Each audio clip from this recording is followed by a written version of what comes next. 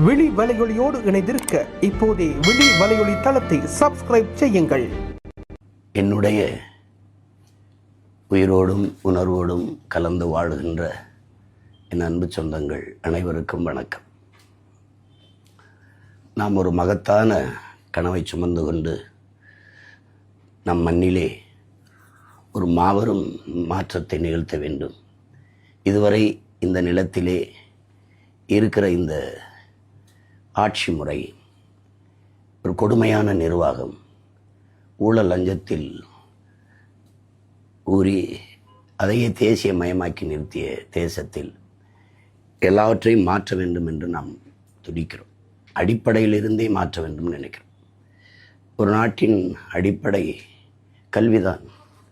மருத்துவம், குடிநீர் விநியோகம், சாலை ஓடுதல், பராமரித்தல், மின் உற்பத்தி, பகிர்வு, இதுவைகள் தான் அடிப்படை.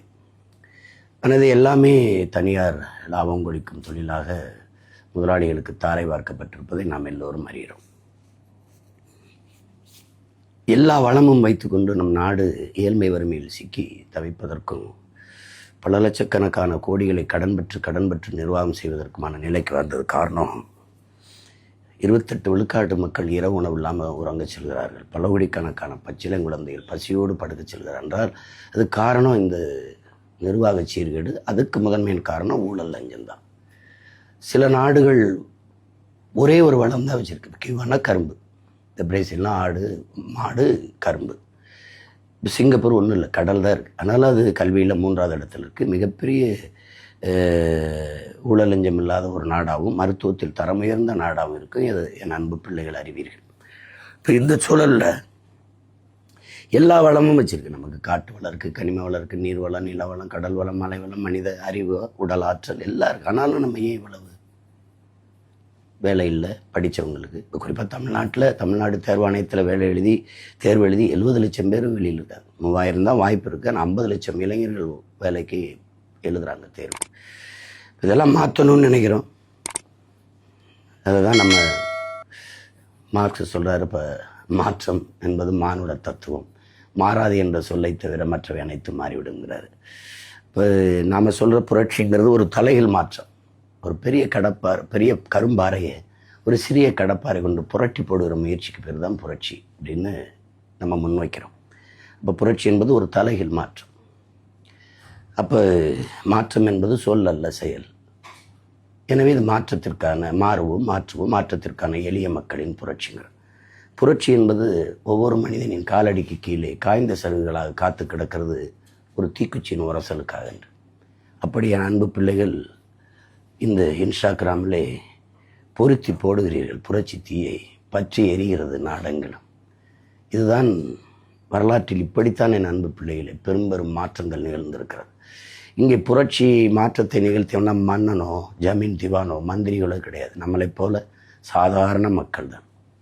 அப்படி தான் மார்க்ஸு, அப்படி தான் எங்கல்ஸு, அப்படி தான் பிளாட்டோ, அப்படி தான் சாக்ரட்டிஸ், அப்படி தான் அரிஸ்டாட்டில், அப்படி தான் புத்தன், அப்படி தான் பூலே, அப்படி தான் எல்லாரும், அப்படி தான் அண்ணல் அம்பேத்கர், அப்படி தான் நம்ம நிலத்திலே, இங்கே இந்த நிலத்திலே நம்முடைய பாட்டன் வ.உ. சிதம்பரனார், தாத்தா காமராஜர், தாத்தா முத்துராமலிங்க தேவர், நம்முடைய தாத்தா சிங்காரவேலர், ஜீவானந்தம், அயோத்தியாச பண்டிதர் பாட்டன், தாத்தா ரெட்டமலை சீனிவாசன், எம்.சி. ராஜா, நம்ம அத்திப்பாக்கம் வெங்கடாசல நாயக்கர், இப்படி பல்வேறு மேதைகள் சிறு சிறு நெருப்புகளாக இருந்து பற்றி சேர்ந்து பெருநெருப்பாக புரட்சி தீயை பற்ற வைத்த பெருமக்கள் இப்படி தான். அந்த கனவுகளை எல்லாம் சுமந்து தான் அவர்களுடைய வழியில் பயணித்து தான் நாம் இந்த பணியை செய்கிறோம். அப்போ இதெல்லாம் முடியுமான்னா எதுவும் முடியாது. சாத்தியத்திலிருந்து எது ஒன்றும் பிறப்பதில்லை, தேவையிலிருந்து தான் பிறக்கிறது. தேவையை கண்டுபிடிப்பின் தாய், demand is the mother of invention சொல்கிறது காரணம் அதுதான். தேவைப்படுது, படைக்கிறான். தொலைதூரத்தில் உன்னோட தொடர்புன்னு நினைக்கிறான், தொலைபேசி வருது, கல் முள்ளும் குத்துது, சுடுது, அப்போ கால் செருப்பு தேவைப்படுது, படைக்கிறான். கடல் கடந்து போகணும்னு நினைக்கிறான், அப்போ படகு வருது, பாய்மரம் வருது, படகு வருது, பிறகு கப்பல் வருது. விரைந்து செல்லணும்னு நினைக்கிறான், மயில் வந்து வருது. விரைந்து பறந்து போகணும்னு நினைக்கிறான், பறவை பார்க்குறான், அது மாதிரி பறக்கணும்னு நினைக்கிறான், விண்ணுறுதி வருது. இப்படி தேவைதான் கண்டுபிடிக்குது. இப்போ நம்ம முன்வைக்கிற அரசியல் தேவையா தேவையில்லை. அப்போ அது லலிதை பேர் சேவர சொல்ற மாதிரி நாங்கள் சாதாரணமானவர்கள், ஆனால் அசாதாரணமான ஒன்றை கனவு காண்பவர்கள் என்கிறார். அப்போ அதை தான் நம்ம செஞ்சுக்கிட்டு இருக்கோம். சாத்தியமில்லாதது என்று எதை சொல்லுகிறார்களோ அதை சாத்தியப்படுத்துவ செயலுக்கு பேர் தான் புரட்சி. அதுதான் மாறுதல். அதை சாத்தியப்படுத்துகிறவனுக்கு பேர் தான் புரட்சியாளர். அப்படிதான் நம்மளுக்கு இருக்கிற ஒரே சிக்கல் இங்கே ஊழல் லஞ்சத்தை ஒழிப்பதோ, வேலையின்மையை போக்குவதோ, பசி பஞ்சத்தை போக்குவதோ, அல்லது நீர்வளத்தை பெருக்குவதோ, காடுகளை மீள்கட்டமைப்பு மறு உருவாக்கம் செய்வதோ, சிதைந்த அழிந்த நம் மொழியை மீட்டு உருவாக்கம் செய்வதோ, மறைக்கப்பட்ட வரலாற்றை மீட்டு உருவாக்கம் செய்வதோ, அதெல்லாம் நமக்கு சிக்கலாக தெரியல. நமக்கு இருக்கிற ஒரே சிக்கல் இழந்த வளத்தை திருப்பி உருவாக்க முடியாது. இப்போ மீத்தேன், ஈத்தேனோ, நிலக்கரி, பழுப்பு நிலக்கரியோ அது தீர்ந்து விடுகிற வளங்கள். ரெண்டாவது அது பூமி தாயின் ரத்தம், அதெல்லாம் தோல், ரத்தம், இதயம். அப்படி இப்போ அதில் நம்முடைய தாயின் மாறாக இருக்கிற மலை, ரத்த நரம்புகளாக இருக்கிற நதி, இதையெல்லாம் கொல்லப்பட்டது, சிதைத்து அழிக்கப்பட்டது. இந்த வளக்கொள்ளை தான் பெரிய கவலையை தருது. அது எதனாலும் மறுகட்டமைப்பு செய்ய முடியாது. ஏன்னா இயற்கையின் அரும்பெருங்கொடை. அது ஒன்று தான் நமக்கு கவலை அளிக்குது. அது முழுதாக அழிவதற்கு முன்பு நம்ம அதிகாரத்துக்கு போயிடணும். அதான் அதுக்காக தான் இவ்வளோ வேலை செய்கிறோம். அதில் என்னிலும் இளைய என் தம்பி தங்கிகள் எதிர்கால இந்த தாயகத்தை எழுச்சியும் புரட்சியுமாக, வளமையான ஒரு தமிழ் சமூகமாக, ஒரு நாடாக படைக்க காத்திருக்கிற இளைய தலைமுறை புரட்சியாளர்கள், நீங்கள் இந்த இன்ஸ்டாகிராமில் உங்களுடைய உணர்வை, உங்களுடைய பதிவு செய்தது, அந்த ஆதரவை பதிவு செய்தது ஒரு மாற்றத்திற்கான தீ, ஒரு புரட்சி தீ பற்றி பரவ தொடங்குகிறது என்று பார்க்கும்போது, உங்களுக்கு முன்னவன், உங்கள் உடன் பிறந்தவன், உங்கள் மகன் என்கிற முறையிலே எனக்கு பெரிய மகிழ்ச்சியும் நம்பிக்கையும் பெருமையும் தருகிறது. முன்னை விட பன்மடங்கு உற்சாகமாக களத்திலே வேலை செய், ஓடு இலக்கை நோக்கி என்று துரத்துது உங்களுடைய உணர்வும் அந்த அன்பும். அதை தொடர்ந்து நீங்கள் செய்யணும். நம்ம ஒரு வாக்கால் மாற்றிட முடியுமா அப்படின்னு நினைக்கக்கூடாது. இந்த ஒற்றை விரலால் உலகம் திரும்பி பார்க்கக்கூடிய மகத்தான புரட்சியை செய்யலாம். மக்களாட்சியை ஏற்றுக்கொண்ட நாட்டில் வலிமை மிக்க ஆயுதம் வாக்கு தான். அதை அநீதிக்கு எதிராக தூக்கணும். உங்களுக்கு தெரியும், உலகெங்கிலும் போர், அது ரத்தம் சிந்தும் அரசியல். நாம முன்னெடுக்கிற அரசியல் ரத்தம் சிந்தாத போர். இது ஒரு போர் தான், அநீதிக்கு எதிரான அறப்போர். அப்போ அந்த போரிலே நேரடியாக பங்கு பெறுபவர்கள், இருக்கிற தளத்தை எல்லாம் நமக்கான தளமும் களமுமாக மாற்றி போர் செய்கிறவர்கள், கருத்தியல் போர், அறிவாயுத போர், அதை தான் நம்ம செய்து கொண்டிருக்கோம். அந்த போரில் உங்கள் எல்லோருடைய பங்களிப்பும் மகத்தானது, மிகுந்த பாராட்டுக்குரியது, போற்றத்தக்கது. இப்போ அதை வாக்கு செலுத்த போகிற போது அந்த வாக்ககத்தை ஒரு வரலாற்று பெரும் மாற்றத்தை நிகழ்த்த போகிற ஒரு களமாக நம்ம பார்க்கணும்.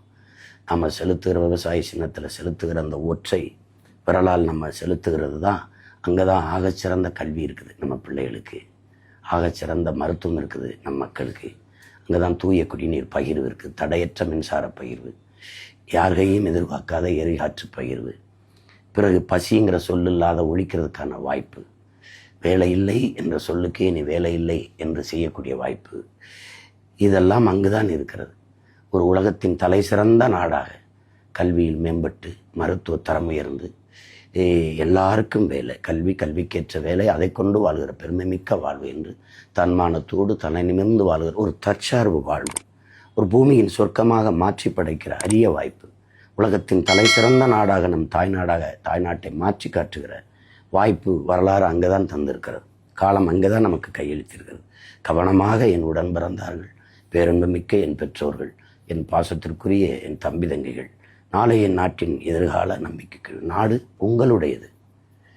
இந்த நாடு எப்படி பார்த்தாலும் நம்முடையது. நாம் தான் அதற்கு பொறுப்பு. அதனால் கவனமாக நம் வாக்கை செலுத்தணும். இப்போ மற்ற கட்சிகள் வெல்வது ஒரு சாதாரண நிகழ்வு தான். நின்றிருக்கார்கள், வென்றிருக்கார்கள், ஒரு சாதாரண சம்பவம். ஆனால் நாம் தமிழர் கட்சியின் வெற்றி என்பது வரலாற்றில் மாபெரும் புரட்சி, சரித்திரத்தில் மகத்தான சாதனை. வாக்குக்கு காசு கொடுக்கல, இலவச ஏமாற்ற அறிவிப்புகள் இல்லை, காசை தராமல் கருத்தை முன்னிறுத்தி, கோடிகளை முன்னிறுத்தாமல் உயர்ந்த கொள்கையை முன்னிறுத்தி, ஒரு கனவை கண் முன்னாடி மக்களுக்கு முன்னாடி விரித்து, எளிய பிள்ளைகள், எந்த பின்புலமும் இல்லை, மந்திரி மகனோ முதலமைச்சர் வாரிசோ அல்லது சாதி சொல்லியோ மதம் சொல்லியோ அந்த உணர்வை தூண்டி அரசியல் செய்யாமல் இறந்து போன மொழி, இறந்து போன இன உணர்வு, மான உணர்வு, அதை உசிப்பி தட்டி எழுப்பி இன்னைக்கு ₹1 வாக்குக்கு கொடுக்காம 36 லட்சம் வாக்கை பெற்று மக்களினுடைய நன்மதிப்பை பெற்று தனித்து தொடர்ந்து நின்று 3வது பெரிய கட்சியாக வளர்ந்து தனித்து நின்று முழு இசைவு அங்கீகாரம் பெற்ற, தேர்தல் ஆணையத்தால் அங்கீகாரம் பெற்ற ஒரு மாநில கட்சியாக உயர்ந்திருக்கணும். இதெல்லாம் நம் மக்கள் நம் மீது வச்சிருக்க நம்பிக்கையும் மதிப்பும், அந்த அன்பும், அந்த 3வது நிற்கிற நாம் உறுதியாக 1வதாக வர முடியும். அதையும் நம் மக்கள் 3வது உயரத்திற்கு தூக்கி கொண்டு வந்தவர்கள் முதலிடத்துக்கு கொண்டு போய் வைக்க மாட்டார்கள் என்று சொல்ல முடியாது. நம்மக்கிட்ட இருக்கிறது உழைப்பு மட்டும்தான்.